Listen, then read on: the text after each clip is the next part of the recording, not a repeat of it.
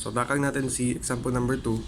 Sabi, a pump draws water from reservoir A and gives it to reservoir B, as shown in the figure.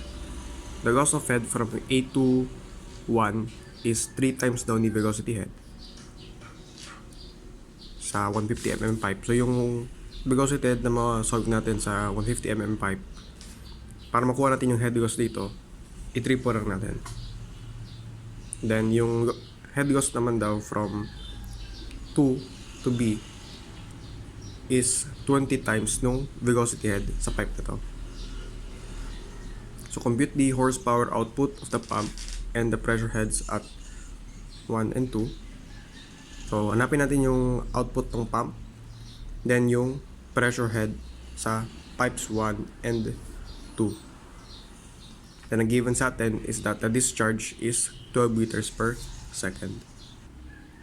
So, para ma-visualize natin yung kung bakit may 20 times the head loss, hindi naman kung bakit yun yung reason, pero kung paano siya makita sa problem. So, for example, diba, ito yung hydraulic grade line. Ay, pababa na lang.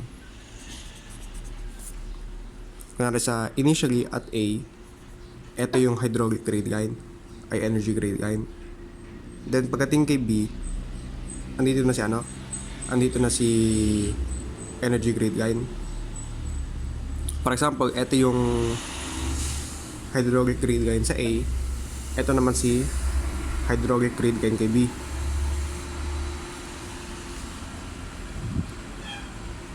Ito yung reference point natin. So, kung ating i-drawing yung 3 components niya, for example, ito si elevation head. Then from this point to this point, ito na si pressure head. And from this point to this point, ito na si velocity head. So kapag inad lang natin si elevation head and si pressure head, ang tawag sa kanya is hydraulic grade line. Kapag inad natin yung height ni velocity head sa kanila, ang nakuha natin is energy grade line. For example, ito si elevation head ni point B, ito si pressure head ni point B, ito si velocity head ni point B. Kung ating mapapansin, nagkaroon ng change sa height, diba? From dito, bumawas siya. So, para ma-take into account natin yung missing distance dito, diba dapat pantay yan? Para ma-take into account natin yung missing distance, ang tawag natin dito is head loss between A and B. Yan ang tika-represent ng head loss. So, for example, na lang, di ba sabi sa from 2 to B is 20 times the velocity head in a 100 mm pipe. So, for example, hindi to A and B. Kunwari, ito is 2. Ito is B. So, sabi, head loss from 2 to B. So, para daw makompute si head loss at B, kasi head loss from 2 to B, siya daw ay 20 times the velocity head in the 100 mm pipe. So, ito yung 100 mm pipe. Kapag na-solve natin yung velocity head niya, times 20 natin. So, kumbaga, kung anong value neto, times 20, para ma-solve natin kung ano yung value neto. Ibig sabihin, 20 times greater yung value ni velocity head. Ang value na. Okay. So, proceed tayo sa solving. Mag-start tayo parati sa dalawang points na known yung kanilang mga variables. So, di ba meron tayong tatlo? Ito yung main natin. So, pinakamaganda mag-start kadalasan sa start ng problem and sa end ng problem. Kasi kadalasan, yan yung mga known conditions natin. Kapag open yung tank natin, pwede natin i-assume na walang pressure. Since hindi siya walang pressure na nangyayari. Then, since hindi naman gumagaraw yung water, since nasa tanke, ang velocity niya is 0. So, etong pH, 0 yan. Ang velocity is 0 since di naman siya gumagalaw. Kaya, yung EH naman, check natin, given naman sa problem. Dito sa problem, ang elevation head talaga, dapat, huwag tayo masanay na from nandito siya nag-start. Depende yan sa problem. Sa case nitong problem, ito yung starting point natin. Ito ang 0 meters, ito, negative 6 meters na. Ito, 72 meters.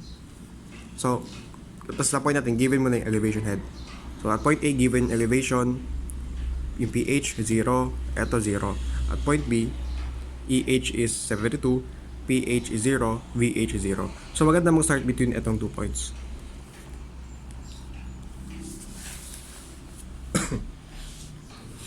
So, substitute natin yung formula.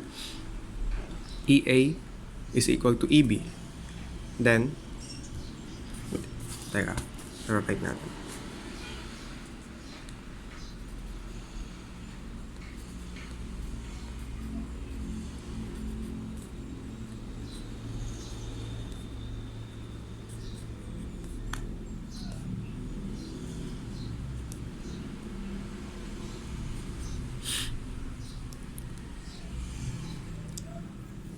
So, initially, ganito yung setup ng formula.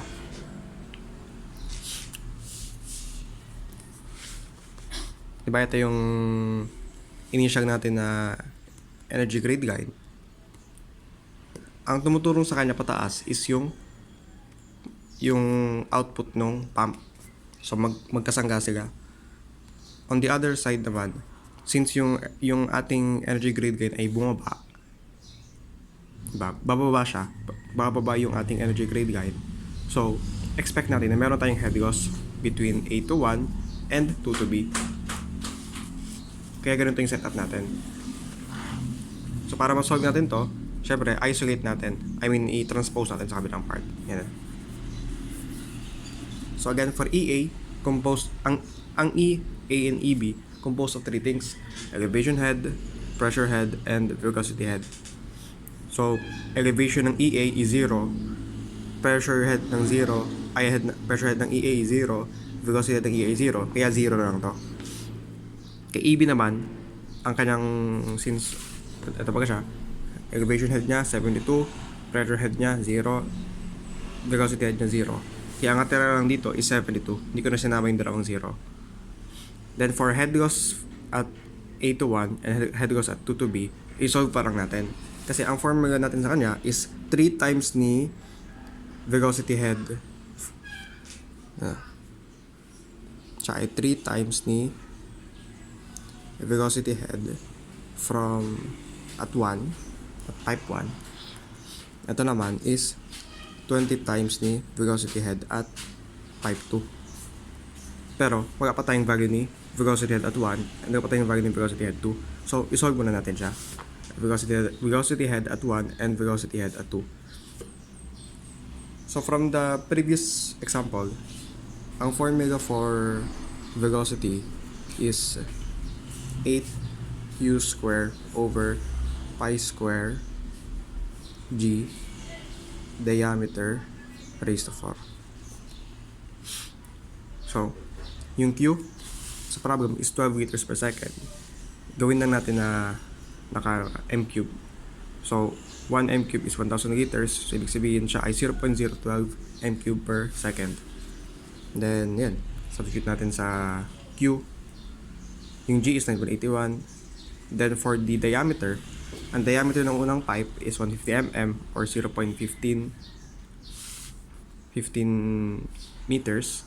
And yung 100 mm diameter is 0.1 meters. So, viscosity head at 1 is eto, at 2 is eto. Then, substitute.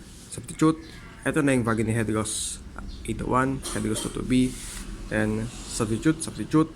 Then, from that, na-determine natin na ang value ni HA is 74.45. Pero hindi pa tayo tapos, HA pa lang yan. Ang output ni pump, ito ang formula. Unit weight ng liquid times discharge times HA. Unit weight ng water is 9.81.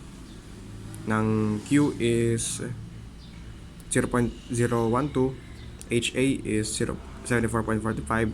Then ito yung kinagabasan, naka-watts. So 1 horsepower is 746 watts. So 11.75 horsepower. Kasi yun ang iniingis problem, horsepower output. Then sa gas part, solve natin is yung pressure head between 1 and 2. Ngayon, parang tayo pumili ng points na gagamitin natin. So, hanapin natin ngayon is pressure head at 1 muna. Pressure head at 1. So, pili natin, ano yung katabi ni 1? Edi si A. So, gawin natin, from A to 1 ang ating i-compare. Sa ano naman, para magaman si pressure head at 2, yung katabi naman ito, pwedeng si 1 or pwedeng si B na lang. Si B na lang ang gamitin natin. So, equate natin, EA is equal to E1 plus head loss dito kasi nag-decrease ang energy grade guide. So, dito siya mag-make up ng missing distance. Transpose lang dito, kaya siya naging negative. So, EA, sabi natin kanina, lahat naman siya 0. EH, PH, VH, 0 yan lahat. Tapos, eto naman is 0.0705. Nakuha natin yan dito. Then, for E1, place a figure, ang kanyang elevation head is negative 6. Kanyang pressure head, wala tayong idea kung anong value niya, kasi at the same time, yun yung pinapahanap sa atin. Then, kay velocity head naman, nakuha na natin yan kanina. Eto. So, shape solve lang, eto is 5.91 meters. Yan ang pressure head 1. So, sa pressure head 2, same lang naman ang formula. E2 minus ng head loss na mangyayari equals energy at B. So, at B, 0 ang kanyang pressure head, 0 ang velocity head, 72 ang kanyang elevation head. For E2 naman, ang kanyang head loss 2.38. Head loss 2.38. For E2, elevation head is negative 6 meters siya. 6 meters. Tapos, nakuha rin natin na ang kanyang velocity head is 0.119. So, missing lang dito is si pressure head. Chip solved, 80.26C pressure head at